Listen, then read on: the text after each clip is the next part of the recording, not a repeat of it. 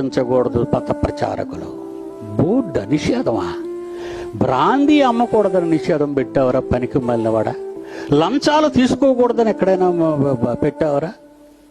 గుటకా తినకండిరా అని ఎక్కడైనా పెట్టావా? కైనీలు వాడకండి అని ఎక్కడైనా పెట్టావా? సిగరెట్ తాగుట నీకు హానికరం, అమ్ముట మాకు శ్రేయస్కరం. సారా త్రాగుట, మద్యము సేవించుట నీకు హాని, మాకు విపరీతమైన లాభం. ఆహా, నీ ప్రకటనలు వ్యంగిగా లేవా? ఏం చేశారు నాన్నవాళ్ళు వచ్చి మీ గ్రామంలోకి? మంచి పాటలు పాడుతున్నారు, మంచి మాటలు చెప్తున్నారు. మీరందరూ చెడిపోండి, మీరందరూ మందు తాగండి, మీరందరూ సిగరెట్లు తాగండి.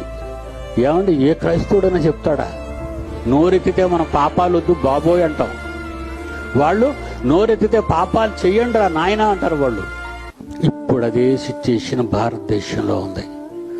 మీరేం చేస్తారంటే ఎవరితోని ఫైట్స్కి వెళ్ళకండి. యెహోవా కలుగు చేసే రక్షణ ఇప్పుడు మీరు ఊరకే నిలిచుండి చూడండి. దేవుడు ఏం చేస్తాడో మీరే చూదురు. కానీ మనం చూడాలి మన కళ్ళతో. Is right person. ఆయన మన గురించి ఆలోచిస్తున్నాడు. ఈ భారతదేశంలో ఉన్న క్రైస్తవుల కోసం ఆయన కూడా ఆలోచన కలుగున్నాడు.